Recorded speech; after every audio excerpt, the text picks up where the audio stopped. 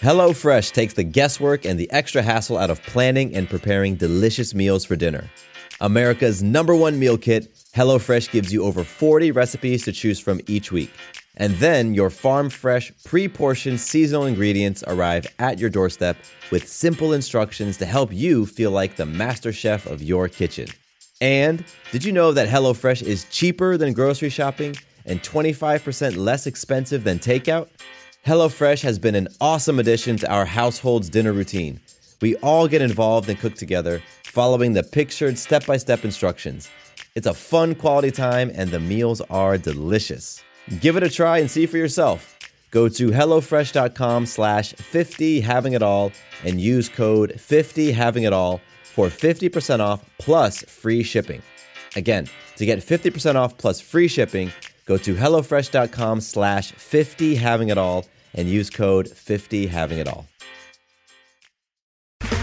Okay, round two. Name something that's not boring. A laundry? Ooh, a book club. Computer solitaire, huh? Ah, sorry, we were looking for Chumba Casino. That's right, ChumbaCasino.com has over 100 casino-style games. Join today and play for free for your chance to redeem some serious prizes. ChumbaCasino.com. No purchase necessary. Void where prohibited by law. 18+ terms and conditions apply. See website for details. Welcome to the Having It All podcast, the show about what it takes to live an abundant, loving life. My name is Matthew Bivens, and each week I'm helping you get out of your head so that you can truly have it all. Let's do it. What's going on, everybody? Matthew Bivens here, and for today's episode of the Having It All podcast, we are dipping into the archives. We have gone through 70 episodes of the show so far. It's amazing. Today is episode 71, and if you are a more recent listener, then you might not have heard an interview conversation that I had with a gentleman by the name of Paul Colaianni. It is pretty incredible. Paul is a very, very transparent guy, and he talks about transparency and authenticity, which are things that I bring up on the show quite frequently. So this is a rebroadcast of my conversation with Paul. I hope you guys enjoy. My guest today is Paul Colaianni. Now, Paul is a personal empowerment coach and the host of the Overwhelmed Brain podcast. Every week, he teaches practical, down-to-earth steps to help you create the life you want. And I want to emphasize, Paul is all about the real down-to-earth stuff. It's awesome. Now, he's been doing his show since November of 2013 and has written the books Clear Path to Happiness and How to Deal with Irrational People. When he's not on the air, Paul is coaching people on how to become empowered so that they can make decisions that are right for them. I am pumped for today's conversation. I think it's going to be raw. I think it's going to be real. And let's do this thing. So, Paul, welcome to the show. Matthew, it's an honor to be here. And I'm just glad you brought me in because I love the premise of your show. So thank you. Very cool. Thank you for that. Like I said, I'm excited for this conversation. Let's kick it off with this question. Paul, how are you being today? Oh, that's a good question. I love being. Being to me is like being in the present moment. So how am I being? I am totally present here with you now, not thinking about any of my stress that's going to happen in the future, any of the fears that I brought in from the past. I'm right here, right now. So excellent question, my friend. Beautiful, beautiful. I mean, that's all we've got, isn't it? Just the right here, the right now. Yeah. Awesome. So I know a little bit about you. I've listened to your show. I'm a fan.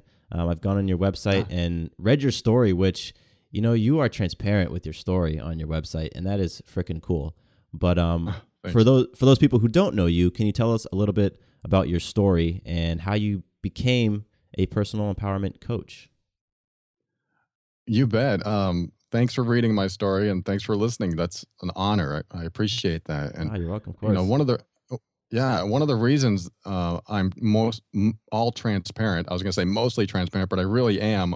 I should say almost all transparent, is because I realized long ago that as soon as you start revealing more and more about yourself, you have less and less to hide.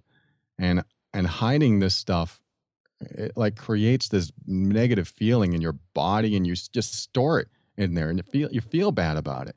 So my story in a nutshell is that I grew up in a dysfunctional home. I had an alcoholic stepfather, quite abusive, not physically abusive to me, but other members of my family. And I was always in fear. And I lived there for a good 19, 20 years with them until I finally moved out. And, when you're in an abusive well, he was an alcoholic. When you're in an abusive household like that, you develop fears and survival mechanisms as a kid. But then if you don't get over those things, if you don't heal from those things, you bring them into the adult world. And that's exactly what I did. Mm. So every intimate relationship I had these uh, unusual nuances about me. Well, they were quite apparent nuances, but things that I did in the relationship to systematically destroy every intimate relationship I was in. So, I would take my high judgment issues into my relationships, and I would also take my perfectionism into my relationships. So, my intimate relationships over the years have been hard. And then on the flip side, I've had quite a few careers, mostly in IT and technology, which is a total uh, change of course for where I'm at today. But I've seen some success in those fields just because I was so technically minded, and I grew up in technology. But it- that kind of transformed into personal empowerment coaching, which I just came up with that term about a year ago because I was basically doing coaching at work. I was the guy that stayed after work listening to other people's challenges and then saying, well, let's talk about that. And we'd talk about it. And then they would leave sort of with a new perspective on things. So I thought, I'm pretty good at this stuff. So I looked into getting more knowledge, more training, and I got certified in hypnosis and NLP, and I just studied for like 10 years, everything I could until I finally decided, I gotta start doing this for real because I'm helping, people at work, but it's only one at a time. So I decided to really start looking at it as a career path for me, and that's kind of where I ended up today. And there's a whole lot of mix in between that and dysfunction in my life in between that, but that I'll be happy to get into. But that's basically where I went from to where I am. And of course, lots of healing and growth through the process, especially when I started looking into the idea that I was going to start helping others personally. If I'm going to help others, I better start healing from a lot of this stuff for myself. So that's where I am today. Well, that's powerful right there. In order to help other people, you had to first help yourself. I think a lot of folks out there who are helping others, whether it's for their profession or just because it's something they do, don't always help themselves first. And so I like how it's no true. idea. Yeah, it's just we it's easier to help other people because you can just dish out advice and sort of reflect back to people how they're being. But if you're not being it yourself, I mean, that's where the challenge is, and that's really where I think the magic is as well. Yeah, I think you hit it on the head because what typically people will do is see your problems from a different perspective, which is very helpful, and they can see it objectively, which is very helpful. But sometimes they'll give advice which seems to be okay, but they're not taking their own advice. It's sort of like the mechanic that has 20 broken down cars in his yard.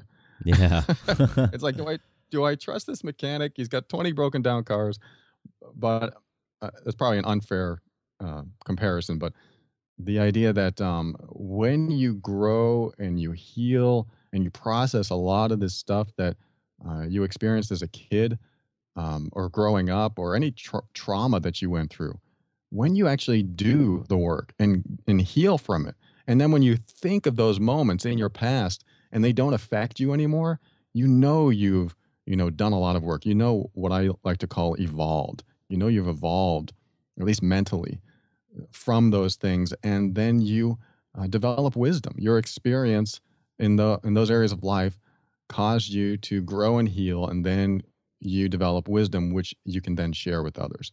So I'm right on board with that. Yeah. I think that on certain levels, maybe it's an energetic level, when you aren't walking the walk, yet you're talking, you're talking about it, people will feel that. Like, people will notice, there will be, at some point what you're saying won't resonate as powerfully because you aren't being it. And so I like that with your story, you went through the shit. I mean, you went through it. And instead of just talking about it and giving, other people advice, you really then turned the focus on yourself to heal and to powerfully come out of the other end. And then from that, now you're able to, I believe, coach people from a much more powerful place. Well, it's funny, when I started this show, as a podcaster yourself, you probably know that podcasting in itself can bring some things out of you, because you're talking about your life. You're talking about things that have happened to you in your past, and you're re-experiencing it from just talking about things. Oh, yeah. There were a couple times when I started my podcast that, and I don't know if I've admitted this on the air or not, but there are some times, or a couple times, where I started talking about something and I actually started crying. Oh, wow. And I was like, I had to stop the recording, and I was like, whoa, I haven't healed from this yet. And I had to process some stuff. So I found out that being more and more authentic, especially on the air where, all eyes are on you, all ears are on you, helped me to heal through this stuff when I was talking about it.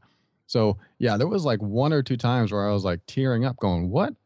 I couldn't talk anymore. And I felt kind of silly. And then I stopped the recording and I was like, okay, I got to deal with this. This is a problem. Well, it wasn't a problem, but it was something unresolved.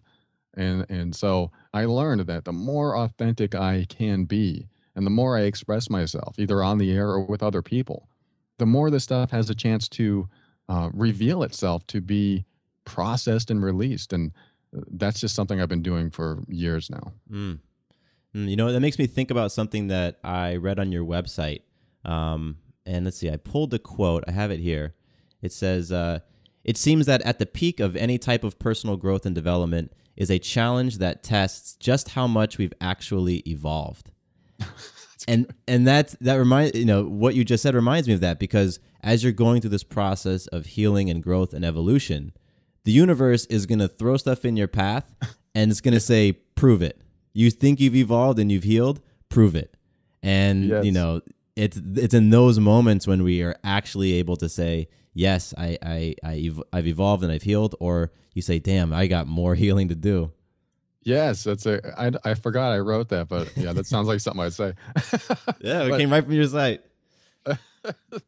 Well, I really appreciate that, even though I said it. I appreciate what I said, because what it is that you think that you get to a pinnacle of everything you've learned. Like, oh, I got it now. I finally figured it out. And like you said, the universe throws something at you and you go, oh, what devastation. Oh, this is awful. Mm-hmm. And then you're put in the pits of despair and you're trying to figure out, oh, this is what happened to me when my divorce came. I was married for 4 years to a woman that I was with for 8 years. And the last year of our marriage was just the decline was on. And she finally said, I don't want to, I'm not in love with you anymore. And I was like, what? What are you talking about? And I had to go through this process of her wanting a divorce, me having to go through the legal process of getting a divorce, and then dealing with the pain afterward. And that's when that question came up. Like, am I a person that can handle this? Am I a person that has developed the tools in myself? And you can never prepare, because otherwise, if you were prepared, you would never have a breakthrough. Yeah. Wow. Breakdown leads to a breakthrough. And I had that breakdown. I realized, oh, okay. At least I had the wherewithal to say, this is happening for a reason, and I'm going to be wiser and smarter and even happier because of this. And that really helped me get through those times. That's powerful. Now, I want to take a step back, because we jumped right in this conversation talking about healing and evolution and all that. But it just popped in my mind as you were talking, and it's, why are you even interested in self-evolution, self-healing, self-growth in the first place for you? HelloFresh takes the guesswork and the extra hassle out of planning and preparing delicious meals for dinner. America's #1 meal kit, HelloFresh gives you over 40 recipes to choose from each week. And then your farm-fresh, pre-portioned seasonal ingredients arrive at your doorstep with simple instructions to help you feel like the master chef of your kitchen. And did you know that HelloFresh is cheaper than grocery shopping and 25% less expensive than takeout? HelloFresh has been an awesome addition to our household's dinner routine. We all get involved and cook together, following the pictured step-by-step instructions. It's a fun quality time, and the meals are delicious. Give it a try and see for yourself. Go to HelloFresh.com/50havingitall and use code 50havingitall for 50% off plus free shipping. Again, to get 50% off plus free shipping, go to HelloFresh.com/50havingitall and use code 50havingitall. With the Lucky Land Slots, you can get lucky just about anywhere. This is your captain speaking. We've got clear runway and the weather's fine, but we're just going to circle up here a while and get lucky. No, nothing like that. It's just these cash prizes add up quick. So I suggest you sit back, keep your tray table upright, and start getting lucky. Play for free at LuckyLandSlots.com. Are you feeling lucky? No purchase necessary. Void where prohibited by law. 18+ terms and conditions apply. See website for details. I figure if I'm going to be here, I got to make it interesting. If I'm going to be on Earth at this time, then I want to find out how far I can take myself. I want to find out how far I can expand myself. And this is probably overall, anytime I feel bad, I want to figure out why that is and release it. Because if I'm going to be here, I want to feel good. I want to be happy, or at least satisfied and at peace most of the time. So that's a great question. I've never been asked it before, but thinking about it now, it's like, yeah, why bother if I can't find out how far I can take, this journey? So I think that's my why there. Oh, that's powerful. That's self-awareness right there. Like, whenever you feel, I like what you said, whenever you feel an emotion or something that just doesn't vibe with you and rubs you the wrong way, you want to figure out what that is and where it came from so you can release it. Yeah, what's that doing there? What's going on there? Yeah. I think it goes back to, you talked about fear, because doing that takes courage, because you're essentially like going into your closet and digging up all the crap that's in there to take a look at it. And and that's a scary process. It can be a scary process. I think it is. And I consider myself very lucky compared to some people that have gone through their stuff. I mean, there are stories that I know you've heard and a lot of people have heard of sexual abuse and harsh physical abuse. And I just heard yesterday that someone came on Facebook, one of my girlfriend's friends, and admitted that she was not only sexually abused by her uncle, but also sold into sex trade. And I was like, God, I look at my life and I was like, all I was worried about, I was a child, and when you're a child, you think everything is going to kill you or you don't know what's going to happen, so you fear it as if you were going to die. And so we all have these childhood fears that we ran into. But I look at my stuff and it created a lot of dysfunction in my life, and it was awful. But comparing my life to what they went through really puts things in perspective and really helps me continue doing what I'm doing in a positive. I feel like I'm making a positive impact in a lot of people's lives, and including my own. Yeah, absolutely. I think sharing stories, your own stories, and then just sharing what you read on Facebook, it shows people who are listening that you can be bold and transparent, and you can heal from whatever it is, but it's a process. Nothing happens overnight, and you've got to face some of those things that you've been pushing deep down inside of you. I can only imagine what it took for your Facebook friend to be so vulnerable. No kidding.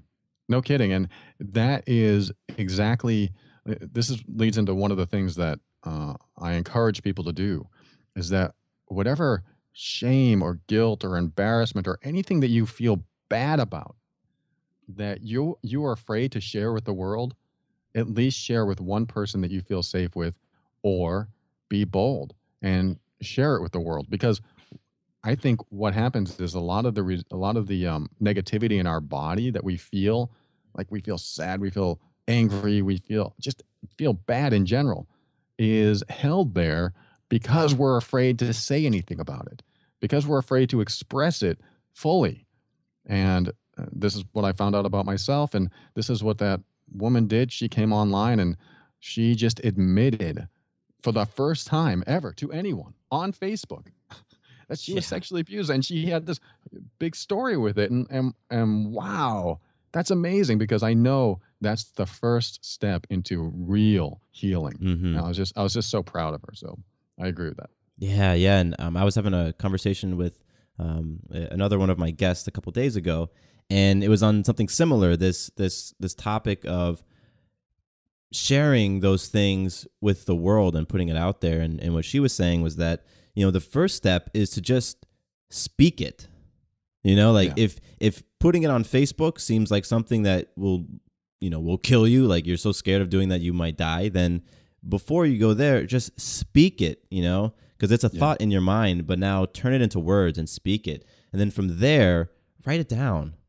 Yeah. Just get a piece of paper and write it down. You don't have to show anybody, but put that stuff down, put those fears down, put those beliefs down. And then, when you can muster up that courage to share it with somebody, share it with the world, then you've really taken a powerful step towards your healing and a powerful step towards stepping into your greatness, because you're working on releasing those things that are weighing you down.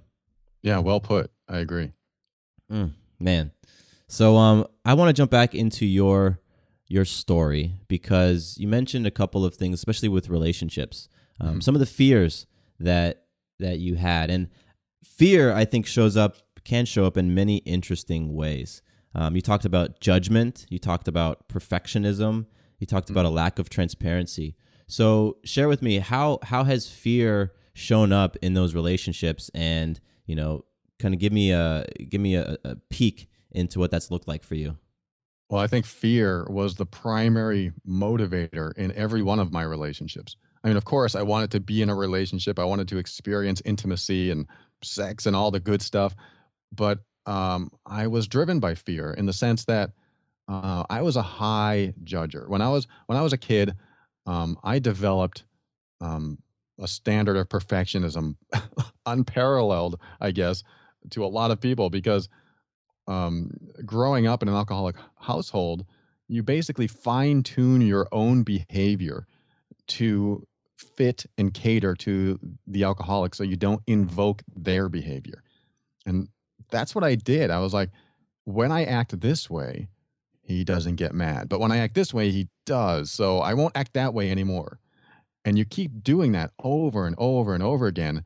And then you have a standard of perfectionism. And you also judge others, or at least I did. When I finally moved out of the house and I finally had a real relationship, I became someone who judged my intimate partners, my girlfriend. And basically when they would do something I didn't like, I would say, you really shouldn't do that. You really shouldn't put that in your mouth. You really should get some more exercise. I just became an a-hole in some of these relationships. I was a mix, though. I was a mix of a super nice guy, because when I was a kid, I always had to be nice. I was the people pleaser. And then, so I was a people pleaser in the relationship, and I was also judging them. So it was an odd mix. But where the fear comes in is, for example, my first girlfriend, I remember the first time she said, I had alcohol at this party. And I was like, I don't know, 17 or 19. I think I was like 18 or 19. And she goes, or my first real girlfriend, I should say, I had alcohol at a party. And I was like, you had alcohol? And I suddenly felt this fear come up in me, like, oh no, she's going to turn into an alcoholic. And I said, I don't want you to have alcohol. Don't have alcohol. She's like, what? What's wrong with you? I was like, that doesn't feel right. Don't have alcohol. And so that was like the beginning of my fear. And I didn't want her to do something because and this is in hindsight, I realized that if my girlfriend drank alcohol, that meant she doesn't love me. And I just had this dysfunctional equation in my mind. If she drinks, she doesn't love me because when my stepfather drank, he no longer loved me. At least that's Mm. what it was like when I was a kid. So I I attributed that, or not attribute is not the right word, but I took my judgmental behavior about my intimate partner's drinking and I applied it to other things like when they ate junk food, when they didn't exercise enough. And I had all these things that I didn't want in my life. I don't want some fat woman. This is my younger self. I don't want some fat woman in my life. I don't want some drunk woman in my life. I don't want some drug addicted woman in my life. I had all these things that I didn't want. And yet, when it happened, for example, before I got married, when my future wife would eat junk food, I would feel hurt, like she was doing something against me. But what was really happening is that I had these fears in me that she was going to gain weight and she was addicted to sugar, and all these fears came up. And instead of honoring myself, saying, I don't want that in my life. So you keep doing what you're doing, and I'm just going to leave this relationship. Instead of doing that, which is now what I would do because I honor myself instead of giving someone else a hard time, I turned it around on her and said, you shouldn't do that. It hurts me. And, I'm having feelings about this. Let's talk about this. And she's already having to deal with her own issues with sugar addiction or what have you. So, in a nutshell, all these fears came into my relationships and certainly dictated my behavior and caused me to not only not like their behavior, but also stay in the relationship and give them a hard time about their behavior. Wow. Yeah. So like I said, I systematically destroyed each relationship up until the one I'm in now, which it's funny because it took me 43 years to get to this point where I go, oh, I'm the problem in all these relationships, not them. Got it. Finally healing from that. Wow. That I can relate to. I can relate to so powerfully because oh, good. I'm not alone. yeah, and I imagine people listening can as well, because I mean it's so easy to point the finger at other people. Yes. Like it's so easy to be fearful about something and then to turn it around and say you are not enough because X, Y, Z. And Sure. Man, I did that. I did that through my relationships, to the point where for me it was a fear of being alone. Oh yeah. It was this huge gripping fear of when I was single, of that I was going to be single forever.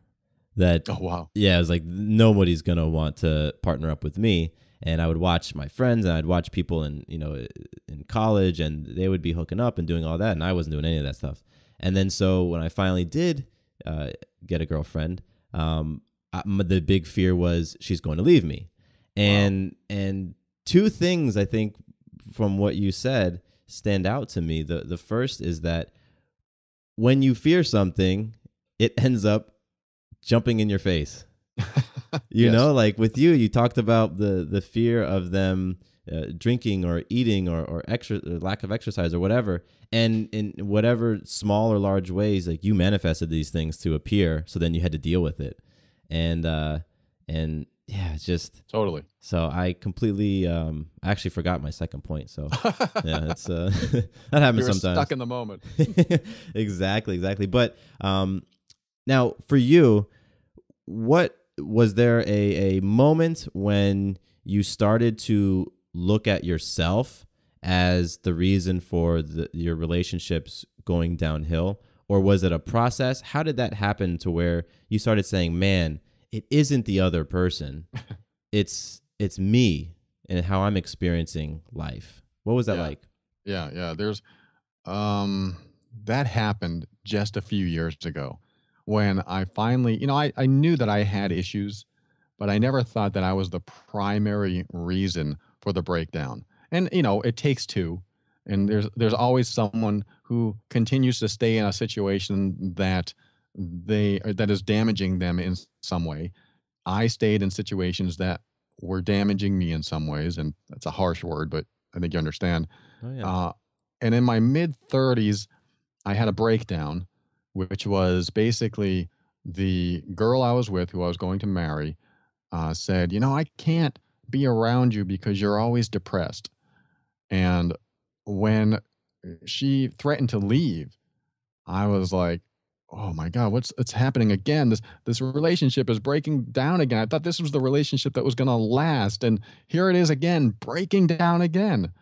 And when she said that, I don't know, I flipped, not like flipped out, but I just started bawling. I started crying and expressing some of the deepest pain that I've been carrying around a long time, coincidentally, about my stepfather. Mm. And it was nothing to do with her. It was to do with the pain I had as a kid, which is where I believe almost all pain comes from. And we just carry it with us and then break down in the moment. But it's connected to this old pain. So all this stuff came out. I was like, oh my God, I hate my stepfather. And I started crying. And I even like fell on the floor on my knees. I was like, what the heck? And when that happened, it was the first glimmer of hope getting out of depression. So I felt this shift right there. I didn't really take responsibility and say, everything that's been happening is my fault. I just finally realized that I wasn't happy. And I hadn't been happy for 35 years. I go, whoa. So I that was the glimmer of hope that caused me to start looking inward and start healing myself in small ways by expressing more and more and more. But it wasn't until I was like, or during my divorce, it wasn't until my divorce when the relationship I was in that was supposed to last forever, quote, forever. That was the point where I realized, oh my God, I am the common denominator for every single relationship because for the breakdown, because I am the one who keeps getting left. I'm the one who keeps getting left behind. It's not them. It's got to be me. So I finally turned it around and took responsibility for the role I took in every single relationship that broke down. And when I did that, I finally took my focus off other people, which helped me eliminate my judgment issues about other people and start turning it back on myself and go, okay, if I am the cause, what am I doing to cause it? And that's when the introspection really kicked in. And I started having all these epiphanies going, oh, so if I judge them, that makes them feel unsafe. And when they feel unsafe, they don't want to be with me because they are afraid to be themselves around me. Oh, I get it now. I get it. Wow. And that totally changed my life. Totally. And since then, I've been a lot healthier mentally going forward. And being in the relationship I am now, I've completely switched gears and said, oh, God, I got to stop judging other people. That makes perfect sense. So that's where I'm at. That's where I'm at today. And that's how I got there. Mm. Yeah. I mean, you took responsibility Yeah. and that's hard to do. It's not easy to be responsible and then hold yourself accountable to the new awakening that you have. Because I think that at least in my life, in my experience, once I learn something, I can't unlearn it, and like once I've been exposed to something or become aware of how I am, I can't, there's something within me, my spirit, whatever it is, won't allow me to go back. And so for you, that's good, right? Yeah, it's an amazing thing, but it's also a freaking hard thing at times, because like there's times when my ego just flares up, right? And my ego can be powerful, as I'm sure yours and people listening. And I just want to follow my ego because that's the easy way, it's the safe way, it's the comfortable way. But because I have this awareness and I have this understanding of myself that when I step into my fears, truly magical things happen. I can't just acquiesce to my ego. So, Sure. so with you, you claimed personal responsibility. Now, what do you do, or who do you have in your life right now that helps hold you accountable to, to this person that you are being currently? Because I think that's a big part of it, accountability. Yeah, that's funny you should say that, because um, after about my wife and I separated, and then about a year later we got divorced, and then several months after that I started seeing someone long distance. It was basically online, and we started off as friends, and I told her from the get go that I am not. I actually wanted to date someone else, and I realized, wait, I'm not ready to date. I still need healing. I still have healing to do. And so I just said, I met this girl online, and this was like the day before I was going to get off online dating. And I said, I'm not looking to date. I'm living with family. Just got divorced. I'm just not ready to date. If you want to talk as friends, great. And she did. She's like, oh, that's funny. It's so funny how honest you are, because a lot of these guys aren't honest on these dating sites. And I was like, well, that's where I'm at right now. And you just have to deal with it. And she's like, no, I love it. I was like, great. So that really opened the door for complete honesty on both sides. So I could talk about anything that pissed me off, anything that made me angry, anything I didn't like about women, anything that I really wanted to express. And what that did also was open the door for her and feel safe sharing her stuff with me too. So before any relationship ever started, we knew more about each other than I've ever known about anyone else, from an honest perspective, because we weren't putting on any type of mask to impress each other.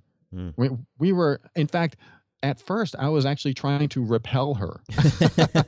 I was trying to make sure she knew that I am not available. I don't want to date. I wanted to be single. I wanted to be alone. And because everything was just so open and honest, and it just became safer and safer to talk with each other, it just grew into something more. And I was like, what? I don't know if I want to do this, but everything felt right. So as far as accountability, she's the type of person that honestly expresses, almost to a fault, honestly expresses what's on her mind. And it was hard to deal with at first, because she was like not tactful at all. But I realized that's what I want in my life. I want someone who doesn't sugarcoat things. Yeah. I don't want to hear, I know this is going to piss you off, and I didn't want to tell you for 3 weeks. I'm like, no. Don't keep me secrets like that from me. Tell me straight up so we can deal with it now. And, that's happened a couple times where she was dealing and processing her own stuff. But for the most part, she tells it like it is right away, and then we deal with it. And it's rare that we'll argue, but when we do, it's, legitimate arguments, and they're really hot topics that we need to talk about. And we always come to a resolution. But absolutely, I want accountability. I want her to say, when you said that, it pissed me off. I'm like, whoa, let's talk about that. What did I say? Yeah. And then I'll ask, why did it piss you off? And then she'll say, whatever. And I'll be like, oh, okay. And then I'll go, wait a minute. I know I'm right about that. And then we'll talk more, but we'll get it out. So I truly believe that even though sometimes conversations and communication can be hard because it's so blunt and honest, it's so bonding at the same time, because you always know where the other person stands. There's no hiding anything. There's no hiding emotions. What's she really thinking? Yeah. I just ask, what are you really thinking? And she tells me. So it's definitely something I want and need in my life. Yeah. And I think that once you've established those standards of transparency, authenticity, vulnerability, and honesty with people, then just like you said, you know where they stand, and you can have those real, raw conversations, and be able to respect the other person throughout it. And I believe that they do end up coming to those resolutions a little bit more powerfully than when you're just like holding things in. Yeah, and what I love about it is that the more vulnerable, open, and honest you are, during anything that comes up and you're open and honest about it, if they stick around after that, then you really have someone special. You really have someone that you've built a trust and a bond with to allow you to be able to tell them things that might hurt them, that might cause them to go, wow, I don't think I can handle this in a relationship. And they might leave. Yeah. And when you can get to that place of actually expressing yourself to the point where it's so honest that they might not like you anymore or want to be near you anymore, that's just pure authenticity, and it's respectful to them. You're showing them, like I show my girlfriend, the truth that's going on inside of me so that she can either stay and process it and deal with it and understand that's where I'm at, or go, oh, I can't handle that in my life. I won't be able to handle that in my life. And I need to know that, because if she can't handle something that I want to think or be or, whatever, then it's not going to be a very symbiotic, loving relationship anyway, because deep down, I'll have these thoughts and feelings and desires that she doesn't resonate with. So maybe this relationship won't work out if she's not resonating with those. So that's why I love the idea of just being honest and open and authentic to find out where they stand on your values, your morals, your ethics, your secret desires, your passions, everything. At Kroger, shopping with pickup and delivery is the same as shopping in-store. Same low prices, deals, and rewards on the same high-quality items. It's one small click for groceries, one big win for busy families everywhere. Start your cart today at Kroger.com. Kroger, fresh for everyone. Restrictions apply. See site for details. Save big on your favorites with the Buy 5 or More, Save $1 each sale. Simply buy 5 or more participating items and save $1 each with your card. Kroger, fresh for everyone. With the Lucky Land Slots, you can get lucky just about anywhere. This is your captain speaking. We've got clear runway and the weather's fine, but we're just going to circle up here a while and get lucky. No, nothing like that. It's just these cash prizes add up quick. So I suggest you sit back, keep your tray table upright, and start getting lucky. Play for free at LuckyLandSlots.com. Are you feeling lucky? No purchase necessary. Void where prohibited by law. 18+ terms and conditions apply. See website for details. Yeah. And I think that, when you are with anybody, it's a romantic partner, kids, coworkers, whatever, you can only bring your full self to the table, and they will experience all of you. So if there's a part of you you're trying to push down and you're in denial of, or you're afraid of, I believe it inevitably shows up in ways. It may not be at the very beginning. It might take a while, but inevitably those things are going to come out.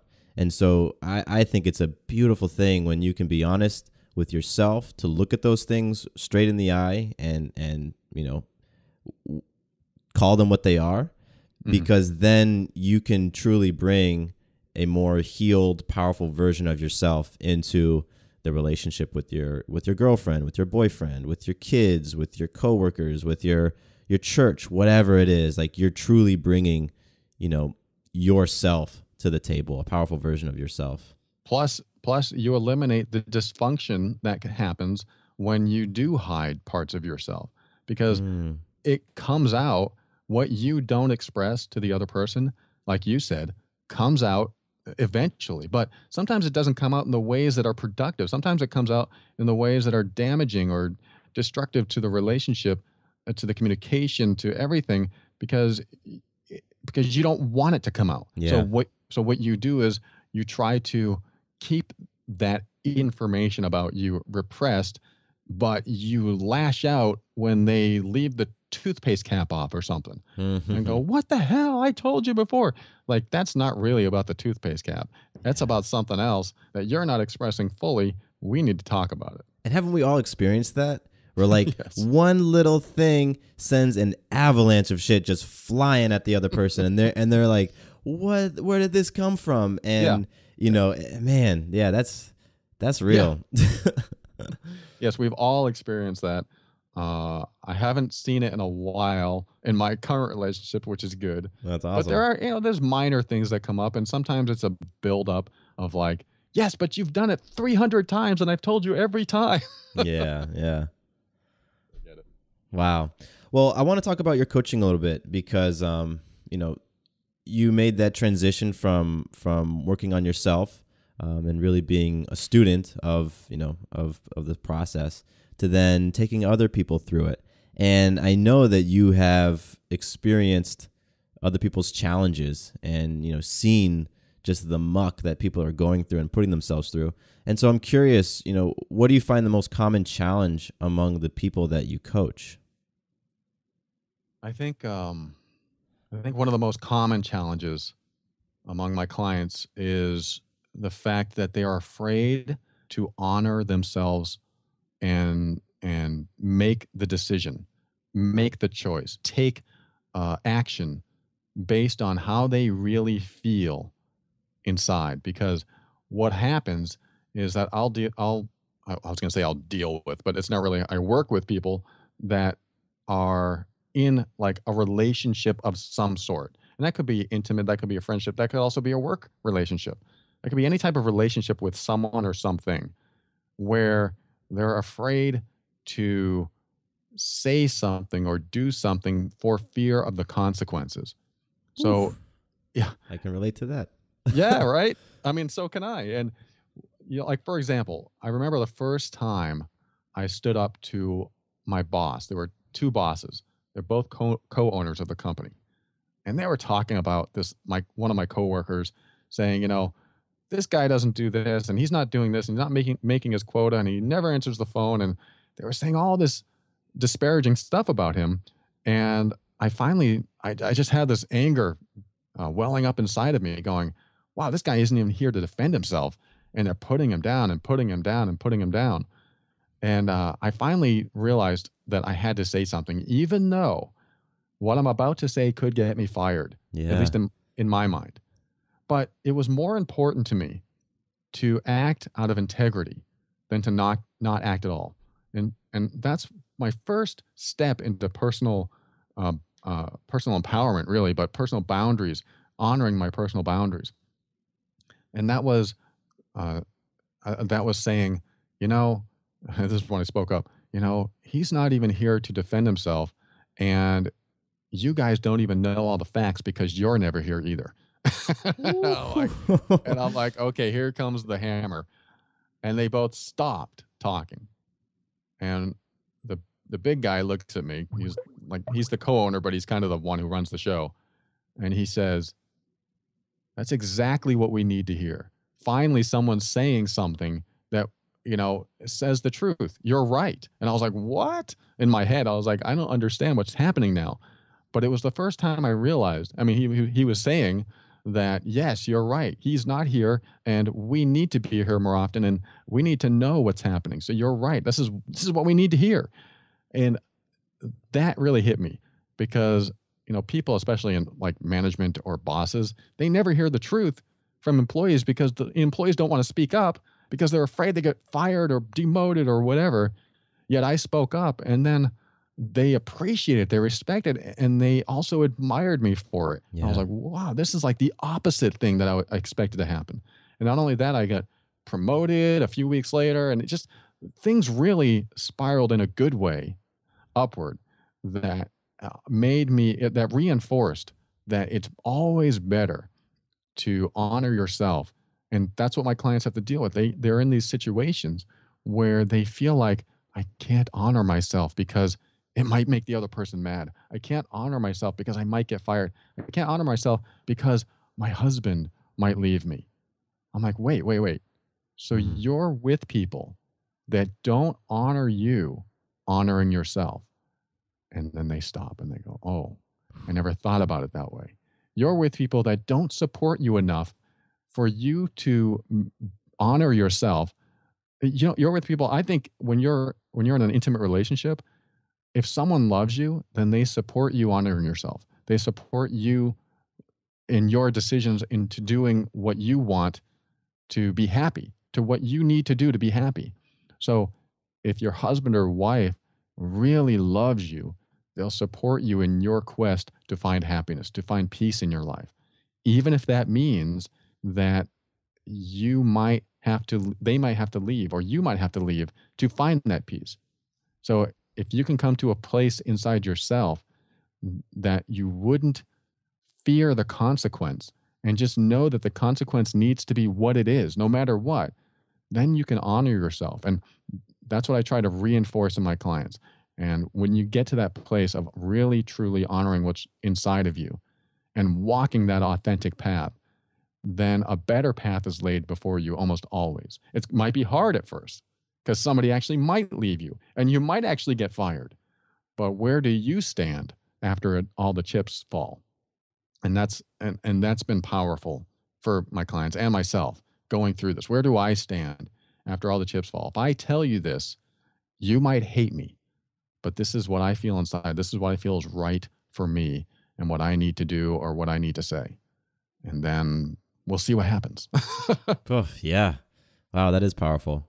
That is, because, I think that a consequence is just a result, right? And then we get to put on it how we feel about it. So I think when we are able to act and accept whatever the consequences are, it's always a powerful thing. And you mentioned acting out of integrity, and I think that's important. I want to go back on that because for me, when you're acting out of integrity, you can do so when you really know and understand what you value, when you understand what roles are important in your life, when you know what your boundaries are and the things in general that are important to you.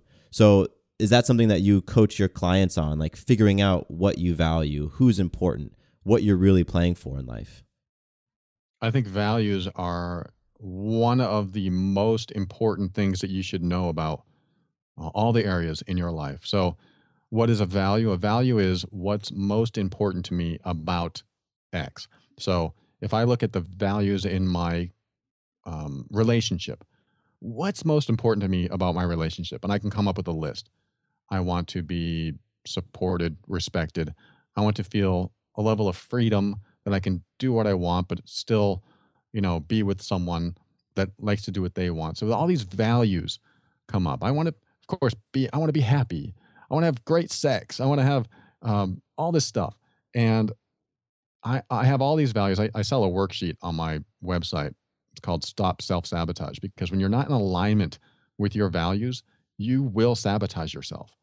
And the worksheet walks you through listing all your values, or you can do it right now. You don't have to buy my worksheet, but you can list all your values in an area of life, for example, career, and then you order them in importance.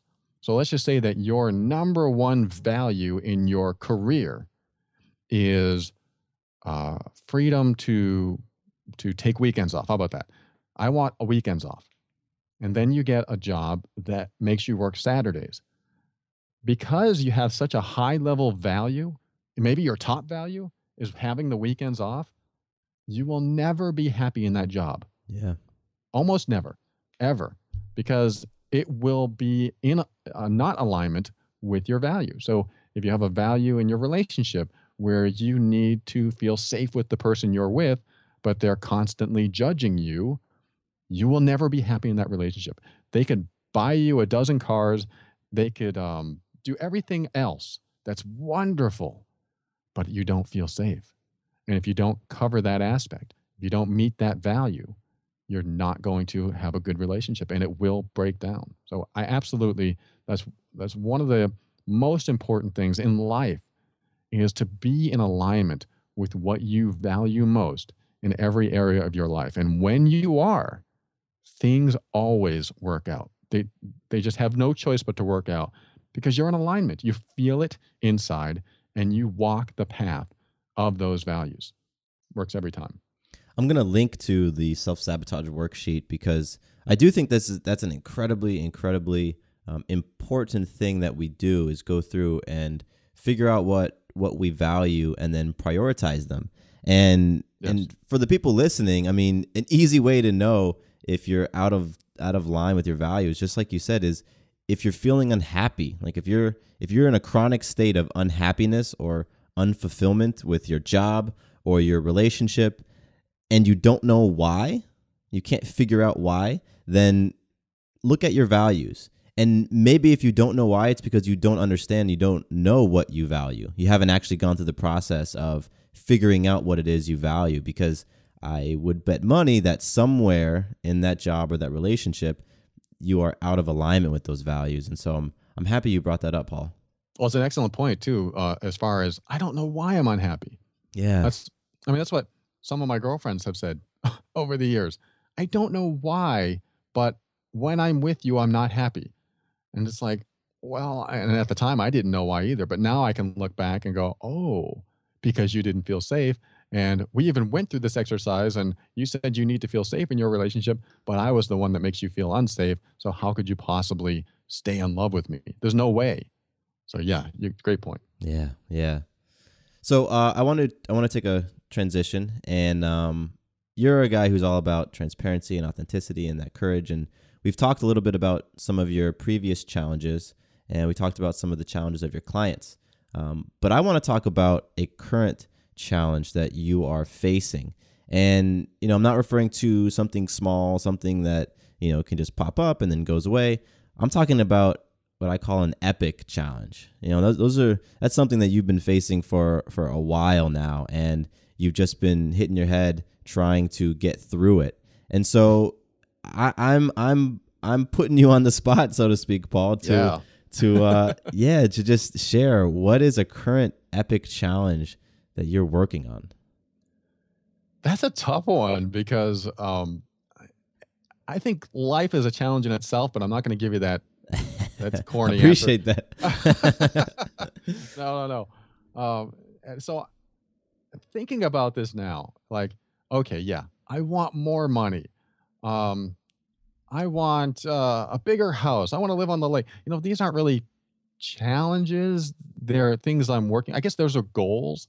So if I think about this right now, one of the things that I'm really good at is analyzing things. Okay. And I think I've lost a lot of my intuition, or I don't even know if I've ever had intuition.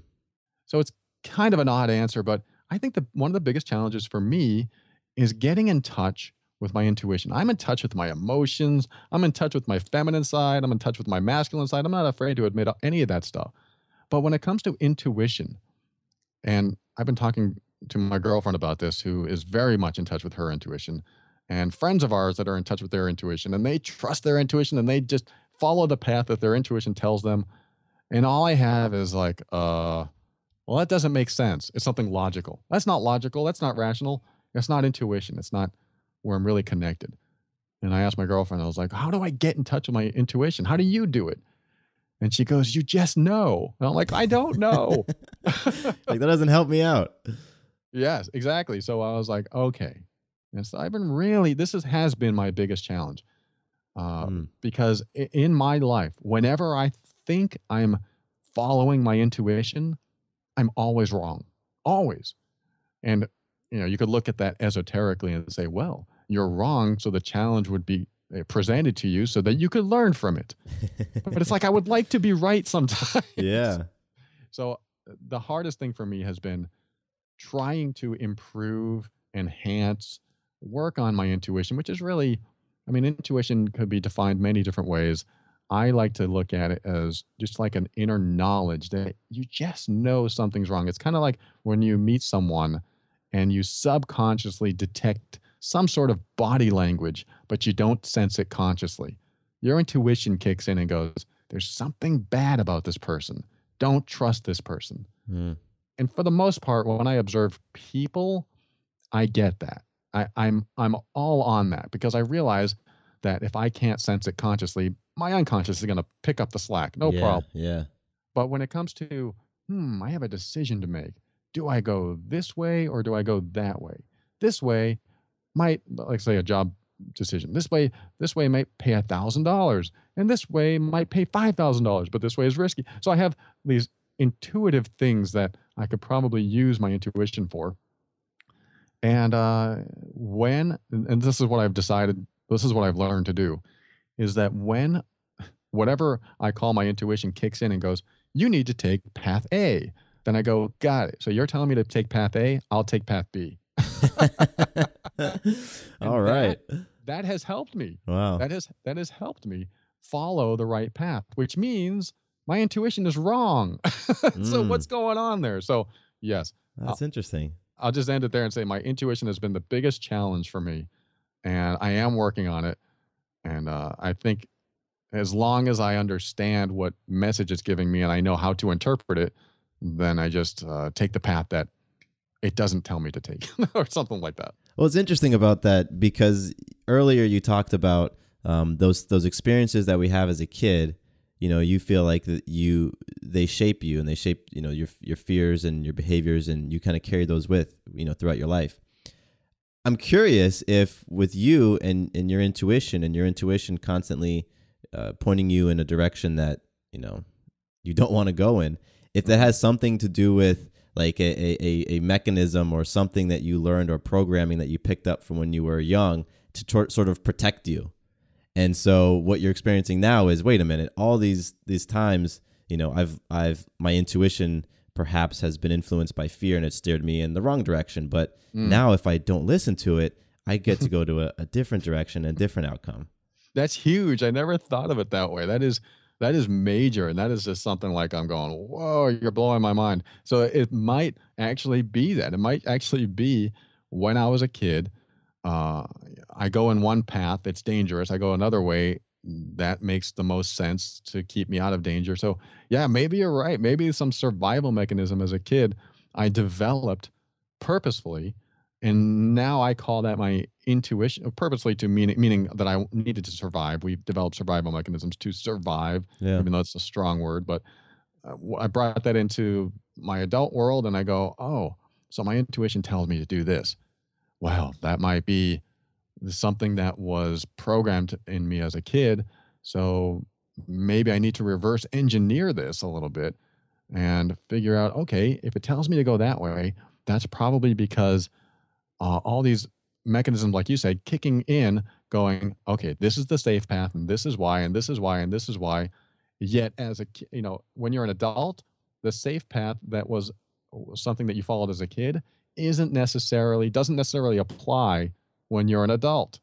So I think you're onto something. I got to process this. Nice. Well, I mean, I feel like we're very similar in like thinking through, like, you know, I know you're big on critical thinking, and I've been described as being very mental, especially when it came to facing fears and really looking at my fears and those things that make me uncomfortable. I tend to, I mean, to put it really bluntly, I tend to mind fuck it. You know, I'm very much in my head, and I can talk myself down whatever path that my ego feels most comfortable going down. So trusting my intuition and recognizing that, you know, when I am presented with something that makes my body react in a certain way, that there's opportunity there, has been a huge freaking challenge for me to view that as an opportunity for healing and growth. Like, for example, if somebody came up, this is a really small example, and they said, Matthew, I want you to come tomorrow and speak on, you know, speak to our audience about having it all. There might be a visceral response in my body of like sweating under my arms, and my heart starts to race. And for a while I would look at that and say, oh, okay, that's my body telling me don't do that, so I won't do that.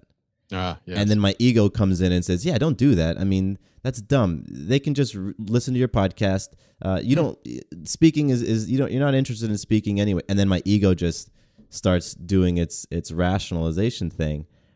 But, you know, over the course of becoming more self-aware, then I can say, you know what, when my body does respond that way, that is an opportunity for growth and healing if I do choose to go down the path of, you know, towards the thing that's making me feel uncomfortable. So I think I can identify with you in that sense. Well, it's kind of unwrapping, or you want to unwrap why you're having the physical responses in the first place. I mean, it's the obvious thing that comes to mind is, oh, public speaking. Oh, you know, I'm afraid of that or something.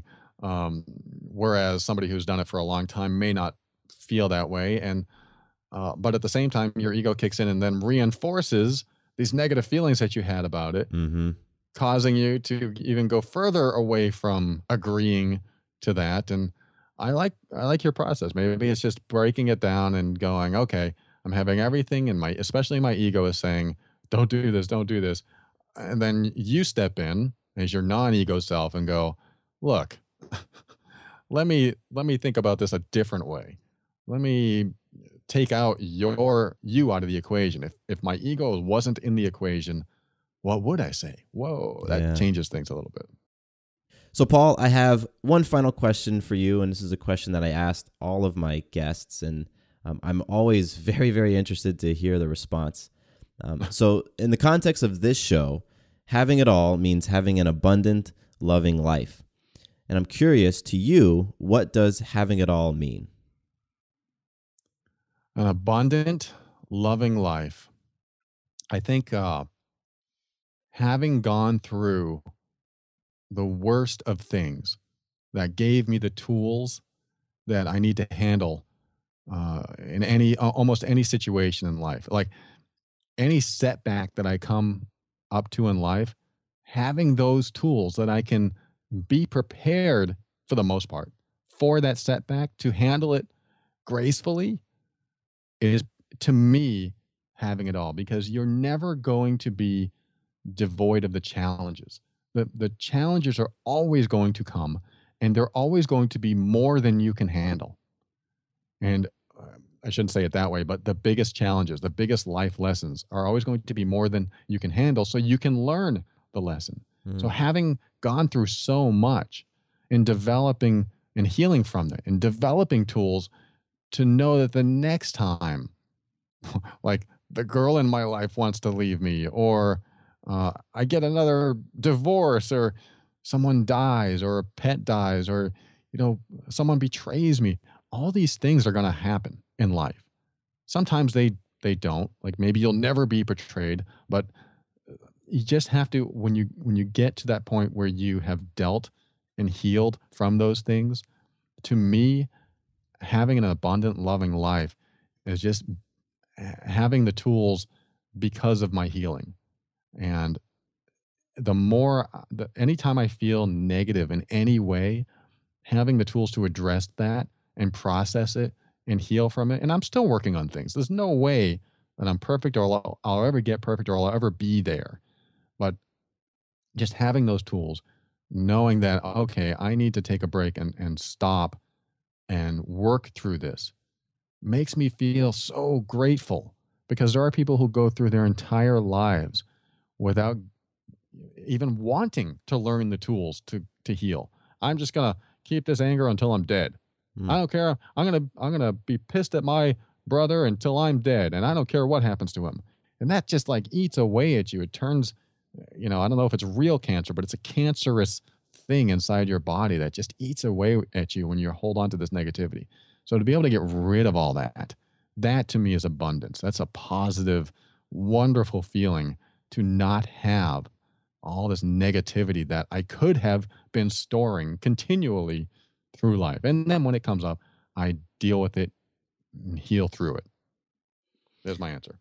Oh, it's a fantastic answer. And I think that people have a lot of tools that they can take from this conversation. I mean, we covered a ton of stuff, and man, that was awesome. So, Paul, as we come to a close here, is there anything that you would like to inform our listeners about? If you want to hear personal growth show for critical thinkers, where I think that affirmations are more annoying and positive thinking is like denial, then go find The Overwhelmed Brain. It's on iTunes, and you can go to theoverwhelmedbrain.com. I have a website where I write blog articles, and anyone that's looking for practical personal growth, down-to-earth stuff that is not a replacement for this show that we're on now, but an addendum, something to add to your arsenal of tools. And I think, and even more shows out there, any type of personal growth that you can get your hands on that you really resonate with, that would be my final answer to everyone out there. There are so many tools. There's so many people trying to help others out there. So find it. Sometimes you have to do the research. It doesn't just come to you when you just sit there and meditate and hope things happen. You do have to go out there and seek it and find people that resonate with you, find those tools to help you what I say in every episode: learn, heal, grow, and evolve. There's my answer. I love it. I love it. And for people who might be interested in your coaching, they can find that at theoverwhelmedbrain.com. Yeah, you bet. Thanks for asking. It's just go to theoverwhelmedbrain.com and click on Coach with Paul. Very cool. And again, I will have links to Paul's podcast, website, coaching page, all that stuff in the show notes. Paul, I got to say, thanks so much, man, for hanging out with me. This was a powerful conversation, transparent. It was raw. You went in. It was awesome. So thank you. Thank you. It's been an honor. This was a great talk, so thank you so much.